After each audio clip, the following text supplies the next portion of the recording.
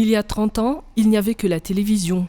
Et lorsque sont apparues les consoles de jeux, les ordinateurs, les tablettes et les smartphones, les écrans ont inondé la vie de nos enfants.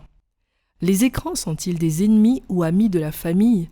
Pour répondre à cette question, l'association des parents d'élèves du lycée français en fait appel à 3 spécialistes et parmi eux, un neuropsychiatre psychothérapeute, le Dr Arson Angianain, qui lance l'alerte sur les effets d'addiction provoqués par les écrans. L'addiction comportementale qui nous intéresse surtout aujourd'hui, c'est donc ce qu'on appelle l'addiction sans drogue.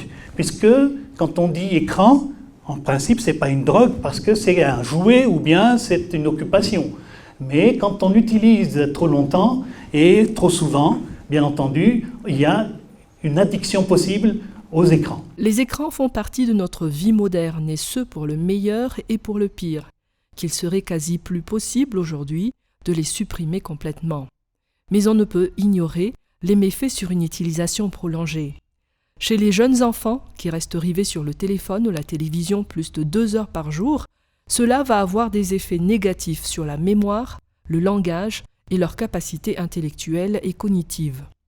Il en est de même pour les ados qui ont la télé, l'ordinateur et les téléphones dans leur chambre, car il a été prouvé que la lumière bleue, reflétée par ces appareils, nuisent au sommeil et provoquent des troubles d'anxiété. Vous savez tous qu'on n'arrêterait jamais tout ce qui est informatique, tout ce qui est intelligence artificielle, tout va se mettre en place maintenant.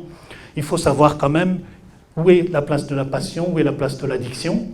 Nous avons parlé tout à l'heure des parents qui sont aussi sur les écrans. Les parents sont le miroir, donc comment faire ? Au lycée français d'Antananarivo, un service prévention du problème de gestion des écrans a été mis à la disposition des parents et des lycéens. C'est devenu une nécessité aujourd'hui, alors qu'il y a 10 ans, les éducateurs ne faisaient pas ce genre d'intervention.